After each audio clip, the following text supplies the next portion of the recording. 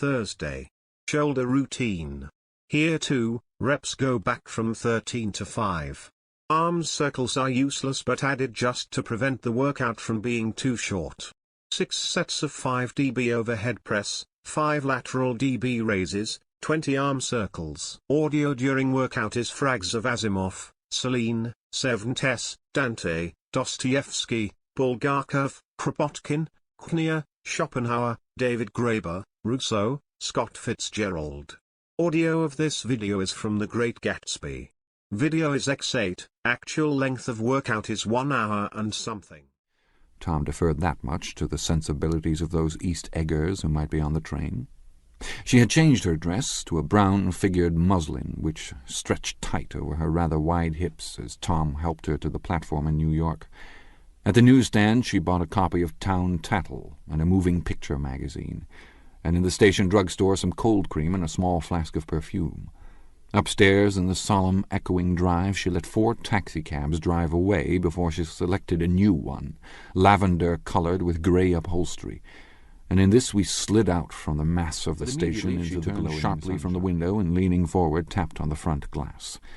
"I want to get one of those dogs," she said earnestly. "I want to get one for the apartment. They're nice to have, a dog." We backed up to a grey old man who bore an absurd resemblance to John D. Rockefeller. In a basket swung from his neck cowered a dozen very recent puppies of an indeterminate breed.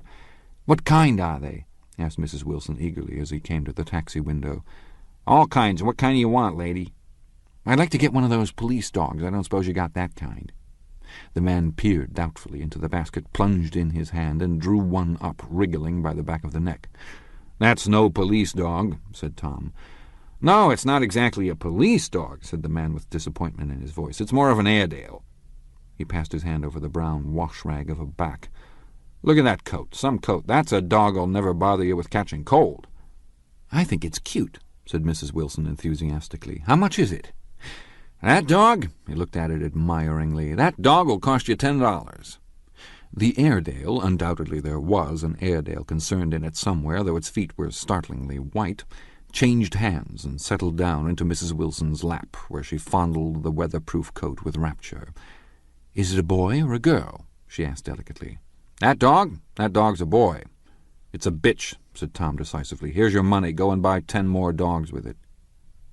We drove over to Fifth Avenue, so warm and soft, almost pastoral on the summer Sunday afternoon, that I wouldn't have been surprised to see a great flock of white sheep turn the corner. "Hold on," I said. "I have to leave you here." "No, you don't," interposed Tom quickly.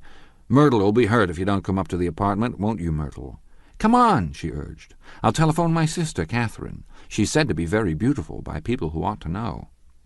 Well, I'd like to, but we went on, cutting back again over the park toward the West Hundreds. At 158th Street, the cab stopped at one slice in a long white cake of apartment houses. Throwing a regal, homecoming glance around the neighborhood, Mrs. Wilson gathered up her dog and her other purchases and went haughtily in. "I'm going to have the McKees come up," she announced as we rose in the elevator, "and of course I got to call up my sister, too." The apartment was on the top floor. A small living room, a small dining room, a small bedroom, and a bath. The living room was crowded to the doors with a set of tapestried furniture entirely too large for it, so that to move about was to stumble continually over scenes of ladies swinging in the gardens of Versailles. The only picture was an over-enlarged photograph, apparently a hen sitting on a blurred rock. Looked at from a distance, however, the hen resolved itself into a bonnet, and the countenance of a stout old lady beamed down into the room. Several old copies of Town Tattle lay on the table, together with a copy of Simon Called Peter, and some of the small scandal magazines of Broadway. Mrs. Wilson was first concerned with the dog. A reluctant elevator boy went for a box full of straw and some milk, to which he added, on his own initiative, a tin of large, hard dog biscuits, one of which decomposed apathetically in the saucer of milk all afternoon.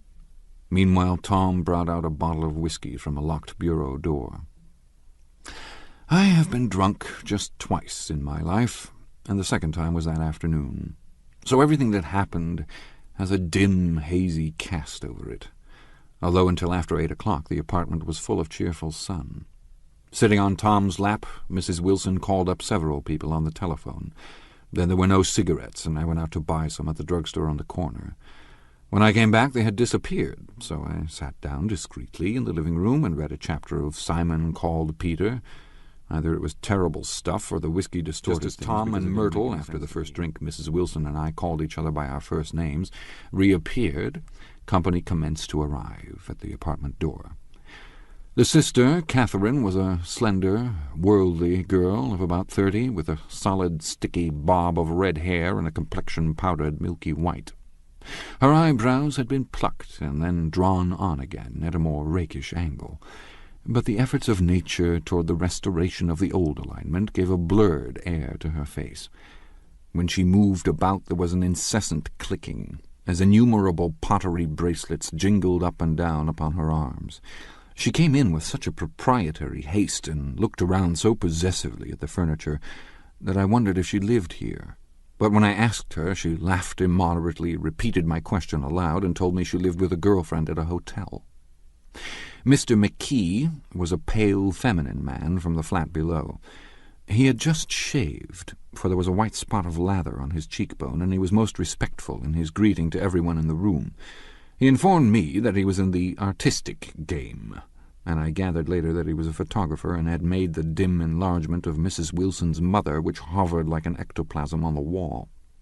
His wife was shrill, languid, handsome, and horrible. She told me with pride that her husband had photographed her 127 times since they had been married. Mrs. Wilson had changed her costume some time before, and was now attired in an elaborate afternoon dress of cream-coloured chiffon, which gave out a continual rustle as she swept about the room. With the influence of the dress, her personality had also undergone a change. The intense vitality that had been so remarkable in the garage was converted into impressive hauteur. Her laughter, her gestures, her assertions became more violently affected moment by moment, and as she expanded, the room grew smaller around her, until she seemed to be revolving on a noisy, creaking pivot through the smoky air. "My dear," she told her sister in a high, mincing shout, "most of these fellows will cheat you every time. All they think of is money. I had a woman up here last week to look at my feet, and when she gave me the bill you'd have thought she'd had my appendicitis out." "What was the name of the woman?" asked Mrs. McKee. "Mrs. Eberhardt. She goes around looking at people's feet in their own homes." "I like your dress," remarked Mrs. McKee. "I think it's adorable." Mrs. Wilson rejected the compliment by raising her eyebrow in disdain. "It's just a crazy old thing," she said. "I just slip it on sometimes when I don't care what I look like." "But it looks wonderful on you, if you know what I mean," pursued Mrs. McKee. "If Chester could only get you in that pose, I think he could make something of it." We all looked in silence at Mrs. Wilson, who removed a strand of hair from over her eyes and looked back at us with a brilliant smile. Mr. McKee regarded her intently, with his head on one side, and then moved his hand back and forth slowly in front of his face. "I should change the light," he said after a moment. "I'd like to bring out the modeling of the features, and I try to get hold of all the back hair." Cried Mrs. McKee. "I think it's—" Her husband said, "Shh," and we all looked at the subject again. Whereupon Tom Buchanan yawned audibly and got to his feet. "You McKees have something to drink," he said. "Get some more ice and mineral water, Myrtle, before everybody goes to sleep."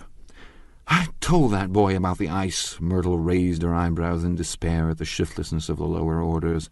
"These people, you have to keep after them all the time." She looked at me and laughed pointlessly. Then she flounced over to the dog, kissed it with ecstasy, and swept into the kitchen, implying that a dozen chefs awaited her orders there. "I've done some nice things out on Long Island," asserted Mr. McKee. Tom looked at him blankly. "2 of them we have framed downstairs." "2 what?" demanded Tom. "2 studies. One of them I call Montauk Point the Gulls, and the other I call Montauk Point the Sea." The sister, Catherine, sat down beside me on the couch. "Do you live down on Long Island, too?" she inquired. "I live at West Egg." "Really? I was down there at a party about a month ago at a man named Gatsby's. Do you know him?" "I live next door to him." "Well, they say he's a nephew or a cousin of Kaiser Wilhelm's. That's where all his money comes from." "Really?" She nodded. "I'm scared of him. I'd hate to have him get anything on me." This absorbing information about my neighbor